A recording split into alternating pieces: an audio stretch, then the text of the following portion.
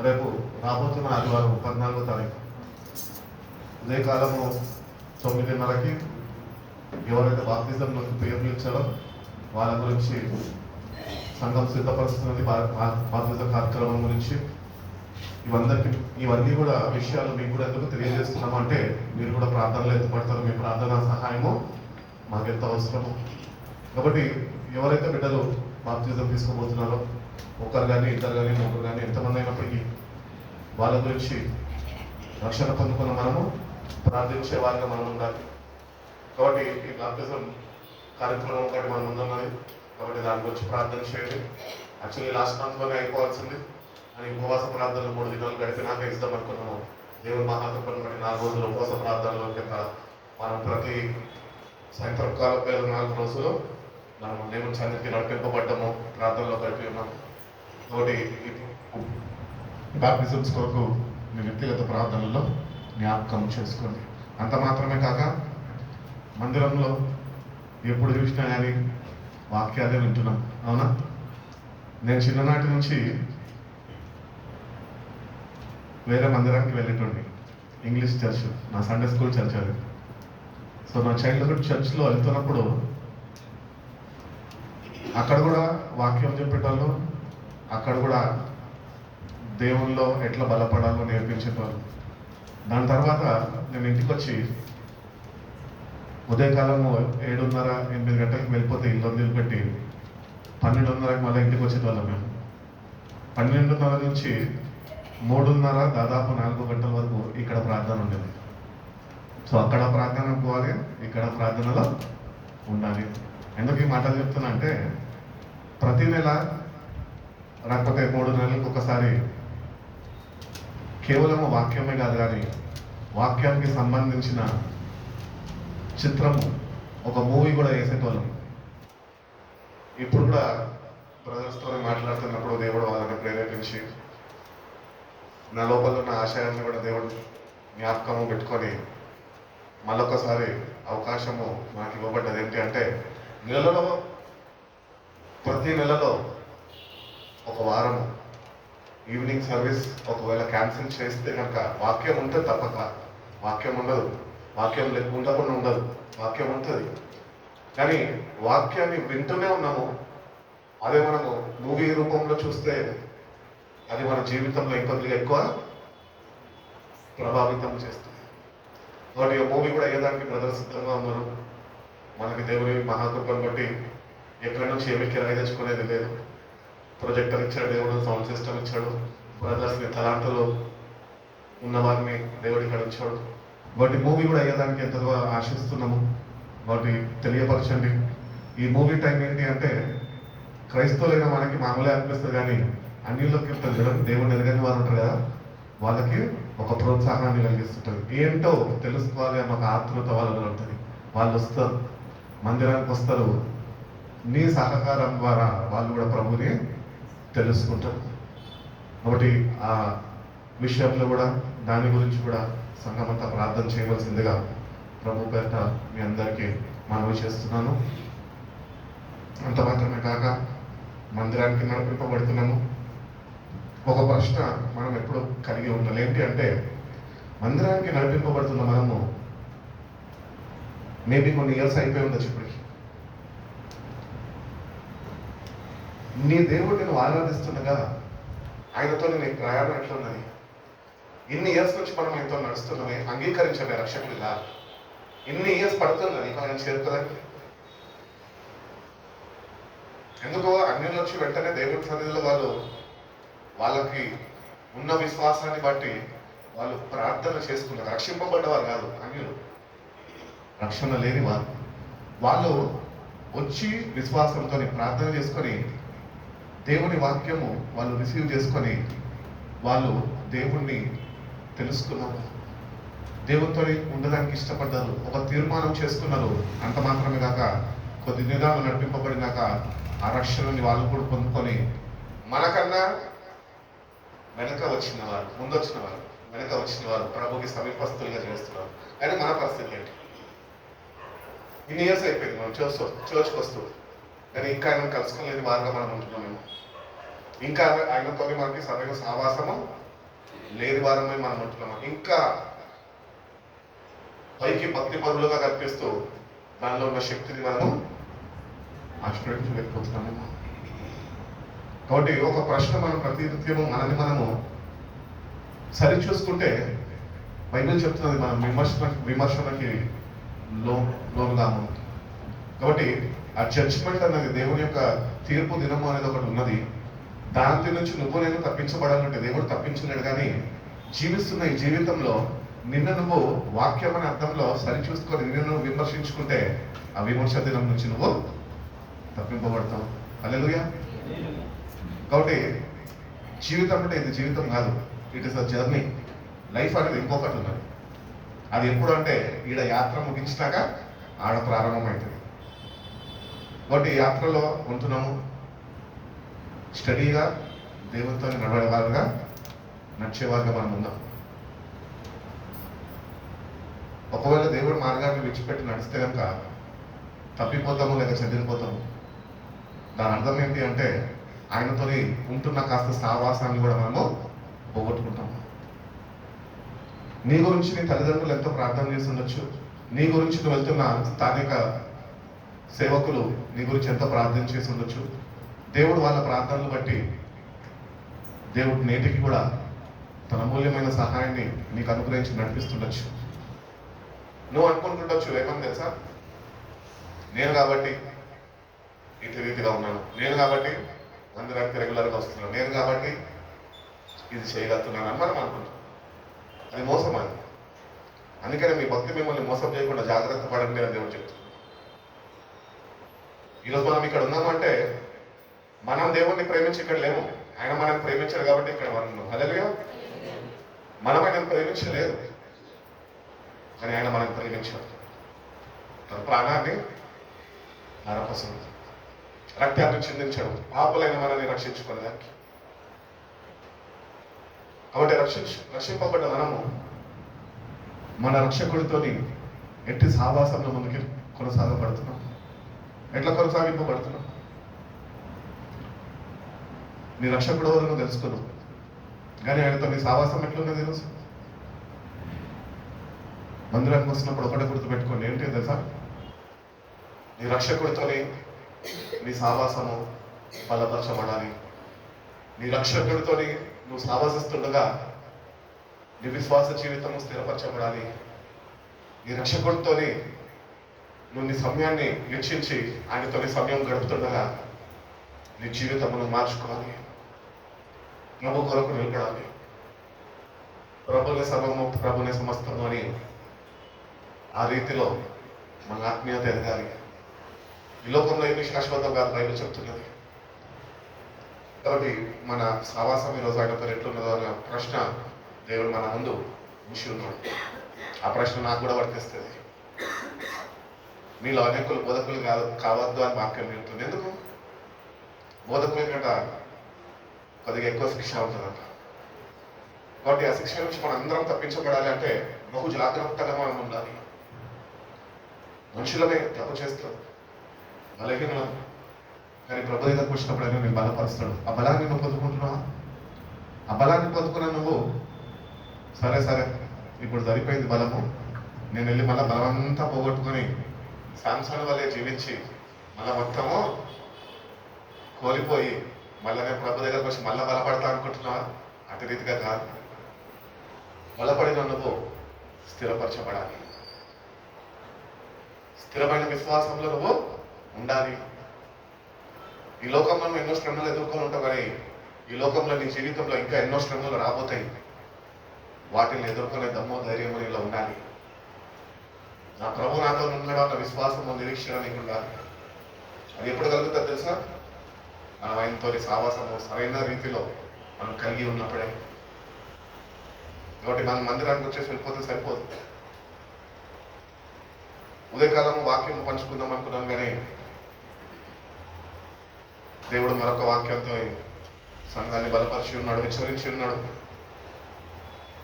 నిజమే కదా, దేవుడు ఇటు రీతిగా కూడా మాట్లాడతారా అన్న ఆలోచన మనకి కలిగి ఉండాలి. ఆ గ్రహింపు మనకు కలిగి ఉండాలి. ఉదయకాలం ఆ వాక్యము ధ్యానించుకున్నాము. నేనే వాక్యం అయితే పంచుకుందామని నేను సిద్ధపడ్డాను, ఆ వాక్యం దేవుడు మీకు భద్రపరచాడు. హల్లెలూయా అని నేను మీతో పంచుకుంటాను. కొద్ది సమయం ఉంది కనుక త్వరగా వెళ్దాము. ఇంకొకటి కూడా గమనించండి, ఈ ఎన్ఆర్ గాస్పెల్ చర్చ్ ఏదైతే ఉన్నదో ఏమీ కాదు, కొద్దిగా లేట్ అయినా పర్వాలేదు అని అనుకోవద్దు. టైమింగ్స్ కూడా పాటిస్తాము, టైం ప్రకారం ముగిస్తాము. ఈవినింగ్ సర్వీస్ మా ప్రయత్నం ప్రకారము 8:45, 9 లోపల మీరు ఇక్కడ నుంచి వెళ్ళిపోయేటట్టు మేము సిద్ధపడుతున్నాము.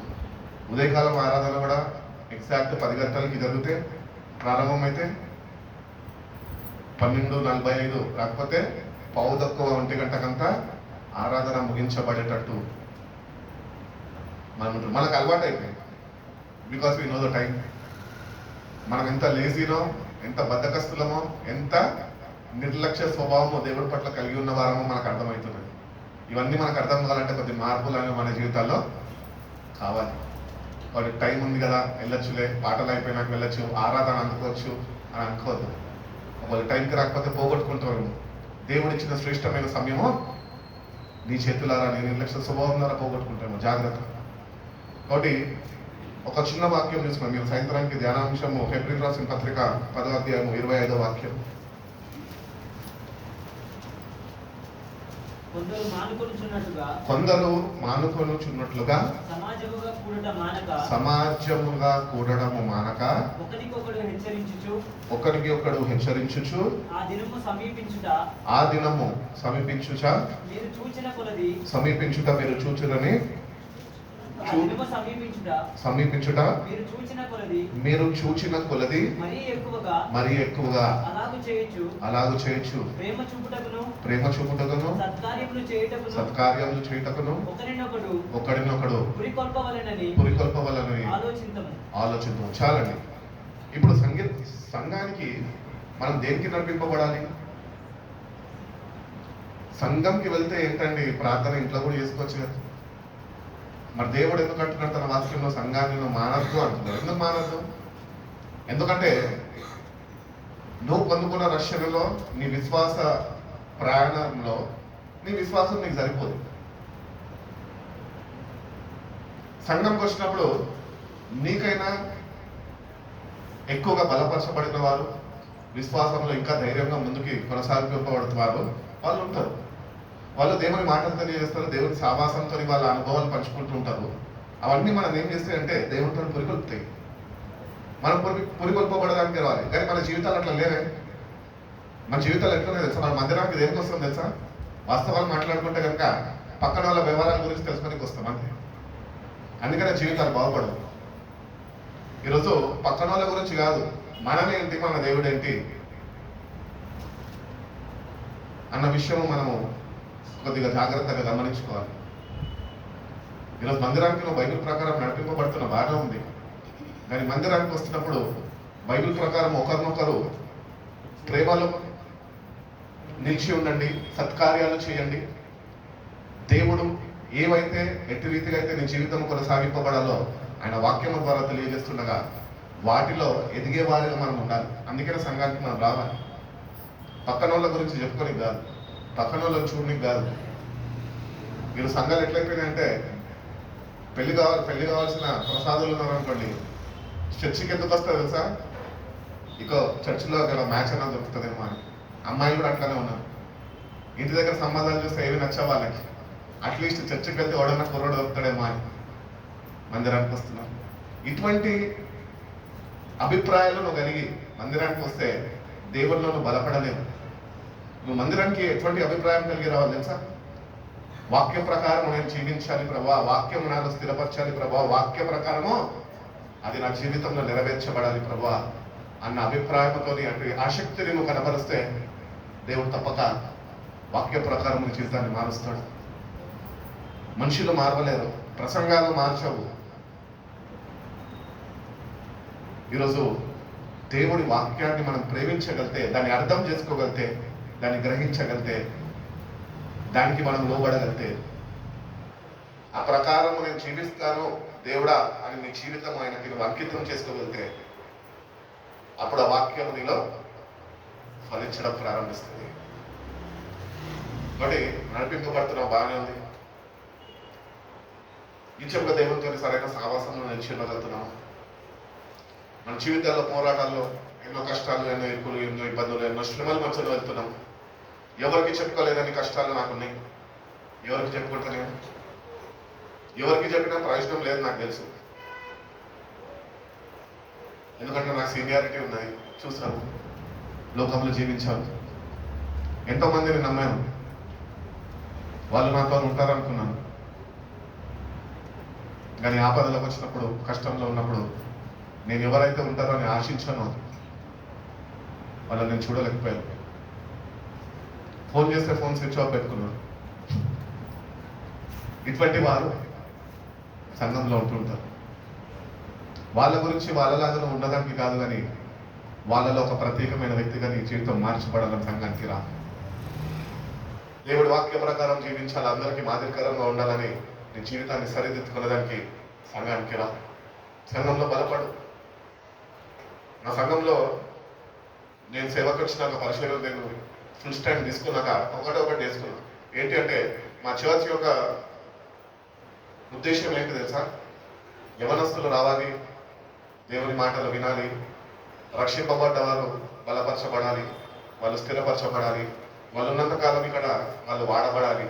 దాని తర్వాత వాళ్ళు ఇక్కడికి నుంచి వాళ్ళ గృహాలకి వెళ్ళిపోయినా, వాళ్ళ గ్రామాలకి వాళ్ళు వెళ్ళిపోయినా అక్కడ కూడా వాళ్ళు ఇక్కడ పొందుకున్న బలాన్ని అక్కడ వాళ్ళు వాడేవారుగా ఉండాలి. ఇది మా చర్చ్ యొక్క మెయిన్ ఇంటెన్షన్. కాబట్టి వచ్చిన మనము బలపరచబడుతున్నామా? దేవుడు బలాన్ని నువ్వు పొందుకోగలుగుతున్నావా? ఆ బలాన్ని నువ్వు పొందుకున్న నువ్వు ఎట్టి రీతిగా బలాన్ని ఉపయోగిస్తున్నావు, దేనికి ప్రయోజనము? దేవుడు ఇస్తున్నాడు, బలపరుస్తున్నాడు, కానీ బలాన్ని ఏం చేస్తుంది? ఉద్యోగం లేదు, దేవుడు ఉద్యోగం ఇచ్చాడు, బాగానే ఉంది. జీతం వస్తుంది, ఇప్పుడు వరకు జీతం లేదు, జీతం వస్తుంది. ఏం చేస్తున్నావు జీతంతో? అది నీకు పర్సనల్, నేను అడగకూడదు అసలు, కానీ ప్రశ్నించే అధికారం దేవుడు నాకు ఇచ్చాడు. ప్రతి ఒక్కటి రిసోర్స్ ఏదైతే నీకు వస్తున్నదో అది నీకు నీ అంతటా నీకు వస్తలేదు, నీ శక్తి కొద్ది నీకు వస్తలేదు, కానీ అది దేవుడు అనుగ్రహిస్తే నీకు ఇవ్వబడుతున్నది. ఒకటి చర్చ్కి వస్తున్నప్పుడు మనము దేవునితో సరైన సావాసంలో ఉండేవారుగా, చూసుకునేవారుగా, నడుచుకునేవారుగా రావాలి. నిలిచి ఉండాలి దేవుని కొరకు. ఆయన మాటలు వినడానికి ఆసక్తిని కనపరచాలి. మన హృదయాన్ని మనం ముందుగానే సిద్ధపరచుకొని రావాలి. నాతో నా ప్రభు ఈరోజు ఏం మాట్లాడబోతున్నాడు, నా జీవితాన్ని ఎట్టి రీతిగా ఆయన మార్చడానికి ఇష్టపడుతున్నాడు, ఆయనకి అనుకూలంగా నేను ఎట్టి రీతిగా నా ప్రవర్తనని నేను మార్చుకోవాలో, ఇట్టి విషయాల మీద శ్రద్ధ వహించి మన మందిరానికి వస్తే కనుక దేవుడు మన జీవితాన్ని తప్పక బాగు చేస్తూ అంటున్నాడు. కాబట్టి ఈ చర్చ్ సావాసం ఏంటంటే ఇట్ గివ్స్ యూ ఎంకరేజ్మెంట్. మీ అంతటా మీరు గమనించాడు ఒకసారి,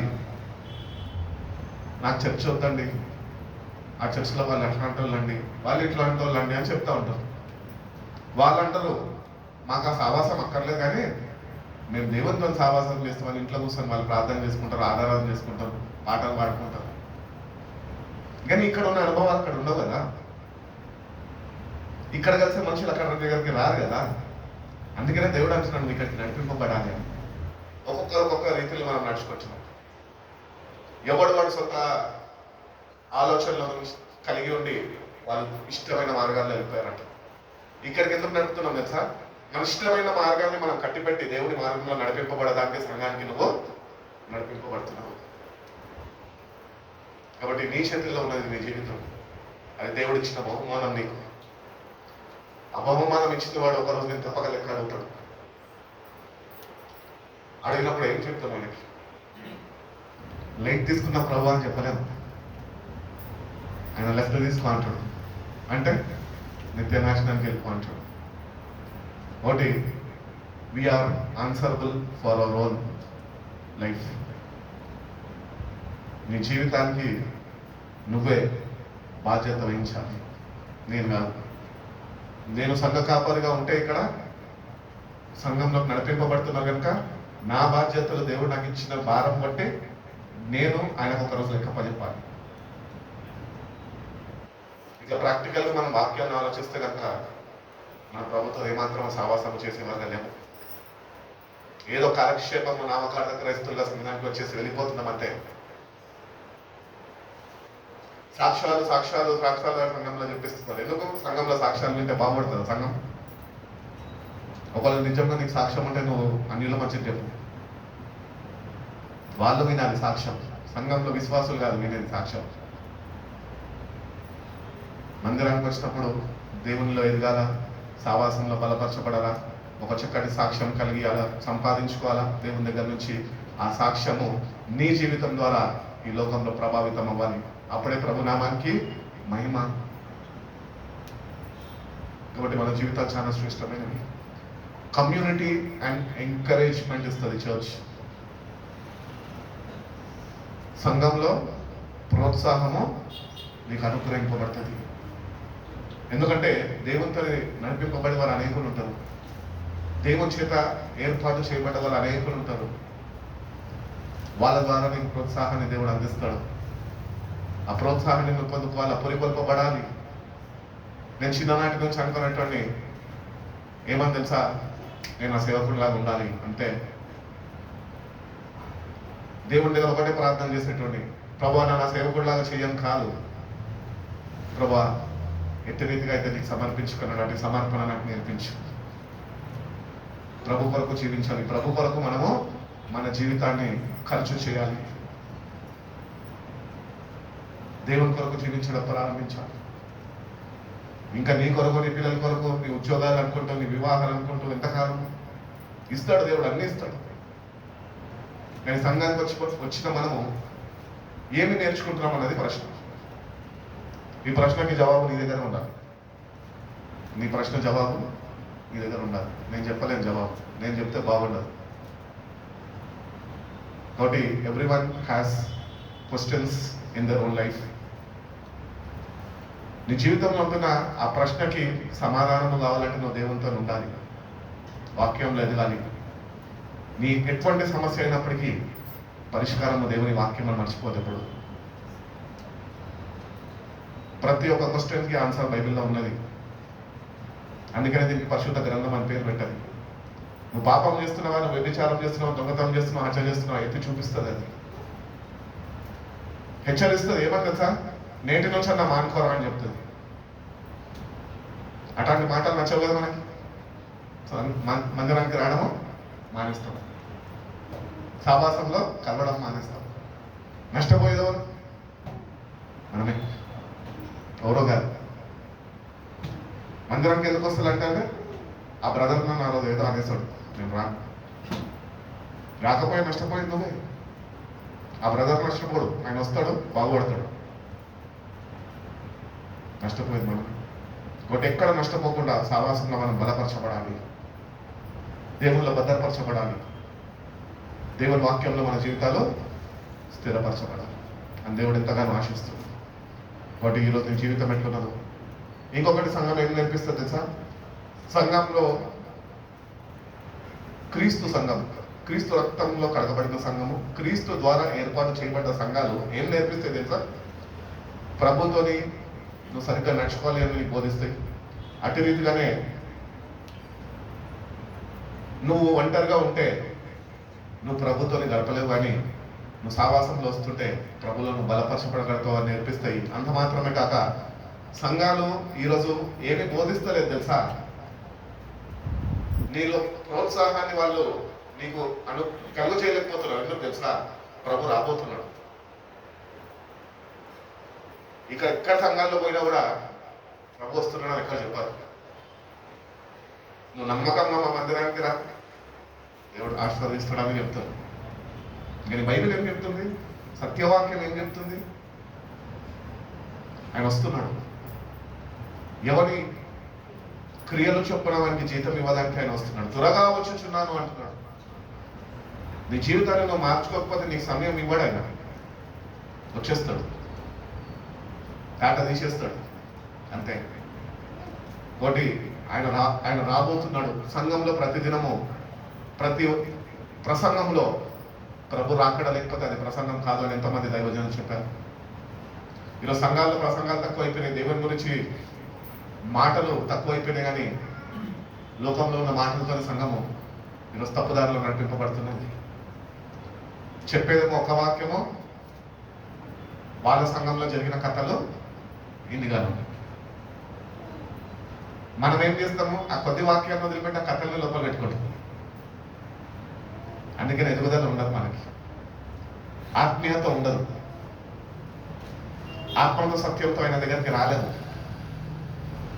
ఎందుకంటే వాక్యం పట్ల నీకు ప్రేమ లేదు. వాక్యమే నేను అయి ఉన్నాను అంటున్నాడే ప్రభు. ఆ వాక్యాన్ని ఎంత ప్రేమిస్తున్నాం ఈరోజు? ఆ వాక్యాన్ని ప్రేమిస్తాం. ఇంకొకటి సంఘం నేర్పించాలి ఏంటి అంటే, ఇంకా ఆలస్యం చేయొద్దు, నీ జీవితాన్ని మార్చుకో. సంఘం చెప్పాలి, సంఘం బాధ్యత అది, సేవకుని బాధ్యత అది. నీ జీవితం నువ్వు మార్చుకో, సమయం లేదు అని హెచ్చరించేదే సంఘం. వాడి సంఘంలో అనేక విధాలుగా మన spiritual life హెచ్చరింపబడుతుంటుంది.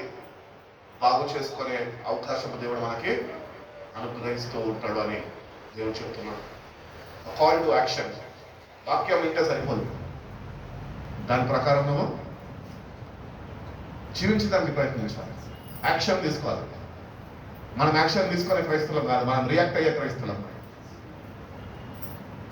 Act according to the word అంటే we react according to the word.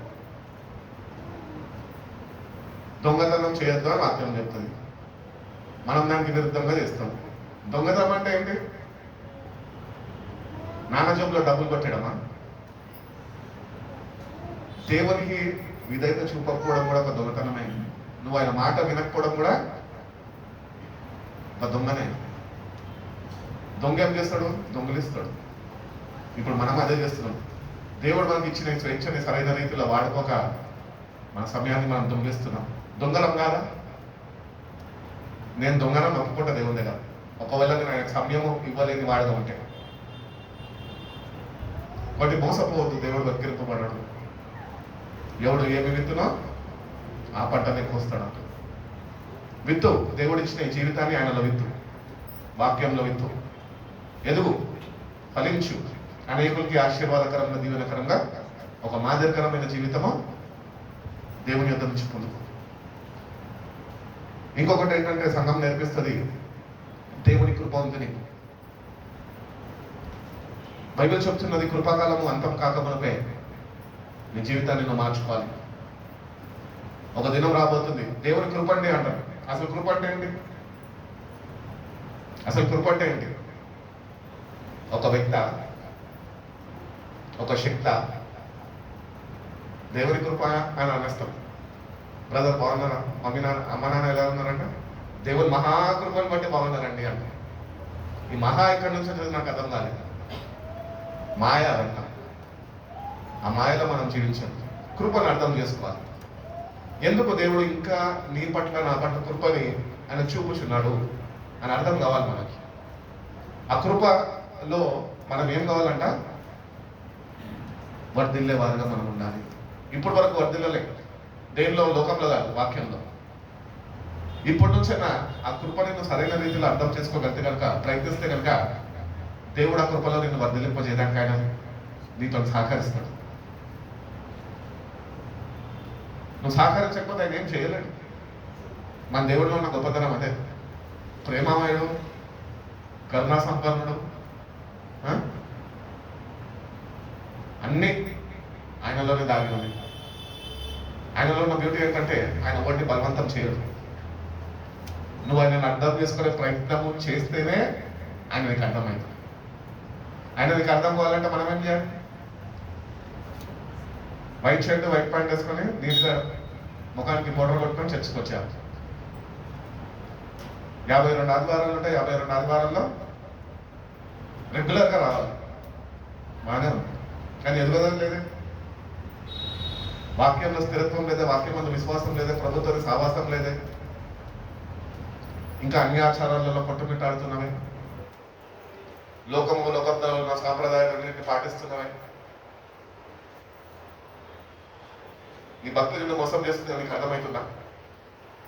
ఒకవేళ లేకపోతే కనుక నేటి నుంచి విచక్షణ నాకు దయచేది. ఏమి చేస్తున్నా నేను? ఏ ఆత్మలో నడిపించబడుతుంది? సంఘం అంట దేవుని ఆత్మతో నడిపింపబడుతుందట. ఈ సంఘం ఎవరో కాదు, మనమే. CHURCH అంటే మధ్యన UR, we are there in the church. And church is the body of Christ. క్రీస్తు యొక్క శరీరం అయి ఉన్నది. ఈ శరీరము నీ కొరకు గాయపరచబడ్డది, నీ కొరకు రక్తాన్ని సిద్ధించింది. ఆ శరీరంలో చేర్చబడ్డ నువ్వు నీ జీవితాన్ని కడుక్కున్నావా, బాగు చేసుకున్నావా, ఆయనకు అనుకూలంగా జీవించగలుగుతున్నావా? ఒకళ్ళు లేకపోతే కనుక నువ్వు చేసే ప్రయాసం అంతా వ్యర్థమైపోతుంది. కాబట్టి చర్చ్కి వస్తున్నప్పుడు నీ గ్రోత్ నీకు కావాలి. సేవకుల దగ్గర ప్రార్థన చేయించుకుంటావు. ఏమని చేయించుకుంటారు తెలుసా? వస్తున్న జీతం సరిపోతలేదు అన్న ప్రార్థన చేయి. ఏమని ప్రార్థన చేయాలి? ప్రభు ఆయనకి ₹1,00,000 సరిపోతలేదు, ఇంక 3 లక్షల జీతం అని ప్రార్థన చేయాలా? ఇట్లాంటి విధమైన ప్రార్థనలు అడుగుతూ ఉంటారు.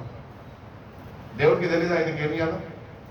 ఒకప్పుడు ఏం లేదు నీకు, కానీ నేను ప్రేమించి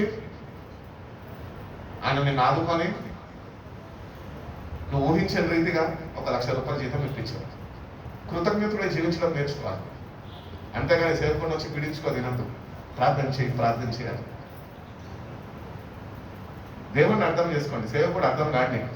ఎందుకంటే సేవకుడు అనేకుల బాధల్ని భరించుకుంటూ వాడి భరిస్తూ దేవుని సన్నిధిలో వేసి ఉంటాడు.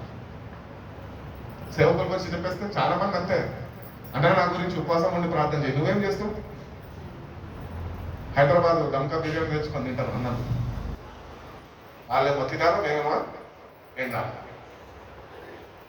ఇది మన ఆధ్యాత్మికమైన అభిప్రాయాలు. మనది ఇటు రీతిగా చేస్తే అటు రీతిగా ఇతనే ఆలోచిస్తాం. అట్లా కాదు. మనది మనము వాక్యానికి తగిన రీతిగా మనం జీవించగలుగుతున్నామా, వింటున్న బోధ ప్రకారం మన జీవితం మార్చుకుంటున్నామా అని మనము గుర్తెరగాలి. You have to recognise what you are. నీకు ఈ వరల్డ్లో, ఈ లోకంలో, నీ ఆఫీస్లో, నీ ప్రాంతంలో, నీ గ్రామంలో, నీ కుటుంబంలో నీకు రికగ్నిషన్ ఉండొచ్చు, కానీ నీకు ఆయనలో రికగ్నిషన్ లేకపోతే కనుక నీ భక్తి నిన్ను మోసం చేసేస్తుంది. మన రికగ్నిషన్ ఎక్కడ ఉండాలి తెలుసా? ఆయనలో ఉన్నది. ఆయన అందరికీ తెలుసు, ఆయన నీకు తెలుసా అన్న ప్రశ్న నీకున్నా. సేవకులు ఏర్పాటు చేయబడ్డవారు దైవజనులు అందరూ దేవుడి దగ్గరకు వచ్చి వాళ్ళ దేవుడి మీద ఆధారపడి అనేకుల గురించి ప్రార్థన చేసి ప్రోత్సహించి ఆ ప్రోత్సాహాన్ని పురిగొల్పుతుంటే మిమ్మల్ని సేవకుడు దేవుడిని తెలుసుకుంటే సరిపోతుందా? నువ్వు తెలుసుకోవాలి. సేవకుడు ద్వారా నువ్వు తెలుసుకోవడం కాదు, సేవకుడు అనుభవాలు ఉన్న నువ్వు నేర్చుకొని నువ్వు వ్యక్తిగతంగా ఆయన తెలుసుకోవాలి. అందుకనే సంఘానికి రావాలి. వాడి సంఘానికి వస్తున్న మనం ఈరోజు ఎట్లున్నాము? ఎదుగుదల నీకు ఉండాలి. ఎక్కడ తెలుసా? లోకంలో కాదు, వాక్యంలో. వాక్యంలో ఎదుగుదల అంటే ఏంటి? మన అక్కడ కూడా ఒక ప్రశ్న నాకు ఏంటి తెలుసా? ఆదికాండం నుంచి ప్రకటన గ్రంథం వరకు అన్ని తెలవాలి. వాడు కుమార్తెవాడు, వీడు కుమార్తెవాడు, దాని తాతవాడు, ఈయన తాతవాడు. ఇది కాదు వాక్యం ఎదుగుదల. వాక్యం ఎదుగుదల అంటే ఏంటి? నీ జీవితము వాక్యంలో స్థిరపరచబడ్డదా? అది వాక్యం ఎదుగుదల. చాలా మందికి సరైన అవగాహన వాక్యం అందు ఉండదు. వాళ్ళు ఏమనుకుంటారంటే జెనిసస్ నుంచి రెవల్యూషన్ వరకు ప్రతి ఒక్క వంశము, ప్రతి ఒక్క వంశావళి నాకు తెలుసు. ఇది వాక్యం ఎదుగుదల. వాళ్ళకి తప్పు అభిప్రాయం. సంఘం దేవుడు ఎందుకు వచ్చాడు తెలుసా? ఈ తప్పు అభిప్రాయాలని సరిదిద్దడానికి సంఘం ఉంది. సంఘంలో సిద్ధపరచబడ్డ క్రీస్తు రక్తం ఏంటంటే మన తప్పు అభిప్రాయాలన్నింటినీ అది దేవుడి రక్తముతో కడగబడాలి. మరి సరైన అభిప్రాయాలు ఏంటి? సేవకుడు చెప్పే మాటలు అని ఉట్టిగా నమ్మేస్తావా? నమ్మద్దు సేవకుడిని. ప్రతి ఒక్క సేవకుడిని నమ్మద్దు. ఏ సేవకుడిని నమ్మద్దు. సేవకుడు చెప్పిన బోధని శ్రద్ధ వహించి విని ఇంటికి వెళ్ళి ఆ సేవకుడు ద్వారా ఏ వాక్యం అయితే బోధింపబడ్డదో అది వాక్యంలో పరిశీలన చేసి మోకరించి ప్రార్థన చేయడమే వాక్యం ఎదుగుదల అంటే. వినుట వల్ల విశ్వాసం వస్తుంది. మనకు తెలుసు మనకు ఎంత విశ్వాసం. చిన్నప్పటి నుంచి వింటున్నాం, కానీ విశ్వాసము స్థిరంగా నిలబడే వారుగా ఏమాత్రము లేదు. But when you are coming to the church, where is your growth? ఆఖరిగా ఇంకొక మాట చెప్పి నేను ముగించేస్తాను. సో గ్రోత్ మీద ఫోకస్ చేయండి, దేవుడి గ్రేస్ మీద ఫోకస్ చేయండి. Accountable, you are accountable for your life, దాని మీద ఫోకస్ చేయండి. Strength and support through the church, by the church, దాని ఒకసారి అంశాన్ని జ్ఞాపకం పెట్టుకోండి. అంత మాత్రమే కదా కాల్ టు యాక్షన్. విన్న ప్రసంగానికి ఎట్టి ప్రీతి అయిన స్పందన నీకు ఉన్నది అన్న అంశము ఒకటి మీరు కలిగి జీవించండి. అంత మాత్రమే కాక ప్రభు రాబోతున్నాడు. మంచిదే. కష్టాలన్నీ కొట్టివేయడానికి రాబోతున్నాడు. యుగ యుగాలు ఆయనతోనే జీవించడానికి మనం కొనిపోబడతాడంట. మనందరినీ తీసుకొని వెళ్ళిపోతాడంట. బైబిల్ చెప్తున్నది ఆయన రాజ్యంలో అక్కడ ఏడుపు ఉండదు, కన్నీళ్ళు ఉండవు, దుఃఖం ఉండదు, ఎల్లప్పుడూ ఆనందమే. మరి ఆయన రాబోతుండగా వాక్యం తెలియజేస్తుండగా నువ్వు ఎట్టి రీతిగా సిద్ధపడుతున్నావు, ఇది కూడా ఒక అంశం. దాని మీద కూడా మనము శ్రద్ధ వహించాలి. మనసు నిలిపేవారుగా మనం ఉండాలి. సంఘానికి రాకపోతే ఏమవుతుంది అన్న దాని మీద అయితే ఒంటరిగా ఉండి నువ్వు దేవుని సహవాసంలో నిలిచి ఉండలేవు. కాబట్టి సంఘానికి వచ్చి తోటి విశ్వాసుల ద్వారా నువ్వు ప్రోత్సహింపబడాలా, పురికొల్పబడాలా, బలపరచబడాలా. అటు రీతిగా నేను సంఘము నిన్ను ప్రోత్సహిస్తుంది. Community and encouragement from the church. ఈ అంశాలన్నింటినీ మన ముందు ఉంచుకోవాలి అని దేవుడు ఎంతగానో ఆశిస్తున్నాం. ఇవన్నీ కానీ నువ్వు శ్రద్ధ వహించి మందిరానికి వస్తే కనుక నీ జీవితం మారిపోతుంది. మన జీవితాలు మారుతాయి. ఈరోజు జీవితాలు మారడానికి కారణం ఏంటి అంటే దేని గురించి మనకి సరైన అవగాహన లేదు. దేవుడు ఎట్లా మాట్లాడుతున్నాడు, ఏ సందర్భంలో మాట్లాడుతున్నాడు, ఎవరితో మాట్లాడుతున్నాడు, ఎవరితోని జీవితం మార్చుకోమని చెప్తున్నాడు అన్న అవగాహన మనకు వాక్యం ముందు లేదు. అందుకని నాకు కాదులే అని వదిలేస్తాం. కాబట్టి ఇవన్నింటినీ మనసులో పెట్టుకొని ఆయన త్వరగా రాబోతున్నాడు. మనందరం ఆయనకి లెక్క అప్పచెప్పే వారిగా ఉంటున్నాం. దానికన్నా ప్రాముఖ్యంగా ఆయనని కలుసుకునే వారిగా మనం ఉంటున్నాం.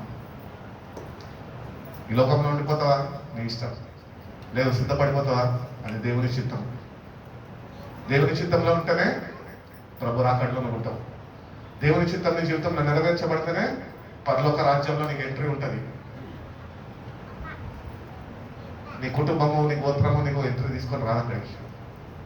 అన్నా నేను మా బిషప్ అండి, మా తాతగారు అంటే ఎవరు నాకు తెలియదు, మీ తాత ఉన్నాడు లోపల, ఆయన కలుసుకునే అవకాశం నీకు లేదని చెప్పేస్తాడు ప్రభు. కాబట్టి how are we responding to the gospel? దేవుని వాక్యాన్ని వింటున్నాం, మన స్పందన ఎట్లున్నది? సేవకుడితోని సహవాసంలో స్పందన బాగానే ఉంటుంది, కానీ వాక్యం అంత స్పందన ఎట్లున్నది అనే ఈ విషయాలు మనం చాలా జాగ్రత్తగా గమనించుకునే వారిగా ఉండాలి అని దేవుడు ఎంతగానో ఆశిస్తున్నాడు. బట్ ఇప్పటి నుంచి ఏ సంఘానికి వెళ్ళినా, ఏ సంఘం దగ్గరికి నీకున్నా అది వాక్య ప్రకారం నడిపింపబడుతున్న సంఘమా అని కాదా అని నువ్వు సరి చూసుకొని ఆ వాక్యంలో నీ జీవితాన్ని నువ్వు స్థిరపరచుకుంటే కనుక ప్రభు యొక్క రాకడలో తగిన సిద్ధపాటు ఆయన అనుగ్రహిస్తాడు. అటు రీతిగానే అటు ప్రేమలో నేను ముందుకి ఆయన నడిపింపజేస్తాడు. దేవుడు అటువంటి కృప మనందరికీ అనుగ్రహించి మనం బలపరిచి నడిపించిన దాకా కళ్ళు మూసుకుందాం, ప్రార్థన చేసుకుందాం. పరిశుద్ధుడా, ప్రేమ కలిగిన కృప తండ్రి, నైనా మమ్మల్ని ఎంతగానో ప్రేమించి ప్రభా గత 7 మాసాలునైనా మమ్మల్ని నేను నిరక్కల మీద మోసుకుంటూ మమ్మల్ని కాపాడుకుంటూ ప్రభా మరొక నూతన మాసంలో ప్రభా నీ మందిర ఆవరణంలో ఇంటి రీతిగా కూడుకొని ప్రభా నీ సావాసంలోనైనా సంఘంగా నీ శరీరంగా ప్రభా మేమున్నాము అని మీరు మరొకసారి మాకు జ్ఞాపకం చేసిన విధానం బట్టి మీకు స్తోత్రాలు ప్రభా. మా ఇష్టాలు మేము నెరవేర్చుకోవడానికి సంఘంకి రావకూడదు గారి ప్రభా, నీ చిత్తం ఏమై ఉన్నదో తెలుసుకొని ప్రభా నీ చిత్తాన్ని నెరవేర్చే వారిగా మేము సంఘంకి నడిపింపబడాలి ప్రభా. సేవకులు హెచ్చరిస్తుండగా ప్రభా హెచ్చరికకి లోబడినైనా జీవించడం మీరు మాకు నేర్పించాడు. నీ వాక్యం అనే గద్దెంపుకినైనా మేము లోబడి ఎట్టి రీతిగా మా జీవితాలు సరి చేసుకోవాలో మీరు మాకు నేర్పించండి. ఎట్టి రీతిగా వాక్యం చేత పురిగొల్పబడాలో మీరు మాకు నేర్పించండి. ఎట్టి రీతిగా వాక్యము ప్రోత్సాహము మాలో పుట్టిస్తుందైనా మీరు మాకు తెలియపరచండి అయ్యా. మీరు మమ్మల్ని ఎంతగానో ప్రేమించారు, ప్రాణాన్ని దారిపోసారు, రక్తాన్ని చిందించారు. పాపులైన మమ్మల్నినైనా నీకు సన్నిహితులుగానైనా మమ్మల్ని చేసుకున్నాను. ఈ సంఘంలో ఉండడానికి ఏ అర్హత యోగ్యతలు మాకు లేనప్పటికీ ప్రభావం మీ బలియాగం ద్వారానైనా మేమందరమైనా సంఘంలోనికి చేర్చబడ్డాము. సంఘము మీ ఆత్మతో నడిపింపబడాలి ప్రభా. మీ సంఘము ప్రభా మీ ఆత్మని కలిగి జీవించాలి ప్రభా. మీ సంఘము ప్రభా మీ ఆత్మ సహాయం మీద ఆధారపడదు ప్రభా. మీ రాక కొరకు ఎదురు చూసే సంఘంగా మారాలి ప్రభా. అంటే జీవితాల్లో మా ప్రతి ఒక్కరికి మీరు అనుగ్రహించండి. నామకార్థ భక్తినైనా మాలో నుంచి తొలగించండి. శక్తితోని కూడిన భక్తిని మీరు మాకు నేర్పించండి. మీ శరీరాన్ని రక్తాన్ని మేము జ్ఞాపకం చేసుకుంటున్నదా ప్రభా నీ సహాయాన్ని మాకు అనుగ్రహించండి. మా బలహీనతల నుంచి మమ్మల్ని విడిపించండి. నీ బలంతో మమ్మల్ని నింపండి. వచ్చిన ప్రతి ఒక్క బిడ్డను బట్టి నీకు వందనాలు. మాట్లాడే ప్రతి ఒక్క శ్రేష్టమైన మాటను బట్టి నీకు వందనాలు ప్రభా. ఆ మాటలు విని విడిచిపెట్టే వారికి కాదు ప్రభా. ఆ మాటలు నేను మా హృదయంలో మేము దాచుకొని భద్రపరుచుకొని ఆ ప్రకారము జీవించే ప్రయత్నించే వారిగా ముందుకు కొనసాగే వారిగా మీరు మమ్మల్ని నడిపించండి. మీరు మాకు తోడుగా ఉండగా నూతన కార్యాలు జరిగించి నీ కొరకు సాక్షులుగా ముందు కొనసాగే కృపను ఇచ్చేయండి. సంఘంలో జరుగుతున్న ప్రతి ఒక్క యాక్టివిటీస్ని బట్టి నీకు వందనాలు ప్రభు. ఇక్కడ జరుగుతున్న ప్రతి ఒక్క కార్యక్రమాన్ని నీ నామానికి మహిమకరంగానైనా మీరు జరిపించుకోండి. ప్రతి ఒక్కరినైనా మీ స్వాధీనంలో ఉంచుకోండి ప్రభు. మీరు నన్ను బిడ్డల్ని దర్శించి బిడ్డల జీవితాల్లో వెలుగు పుట్టించి నూతన వ్యక్తులుగానైనా మీలో మార్చబడి మీ కొరకు సాక్షులుగా ముందు కొనసాగే కొరకు మీ పరిశుద్ధ అక్కడ కొరకు నేను తగిన సిద్ధపాటు కలిగిన బిడ్డలుగా మమ్మల్ని మీరు సిద్ధపరుస్తున్నామని యేసయ్య పరిశుద్ధ నామంలో ఈ ప్రార్థన అడిగి వేడుకుంటున్నాం పరమ తండ్రి. ఆమేన్. ప్రభు బిడ్డలందరికీ వందనాలండి.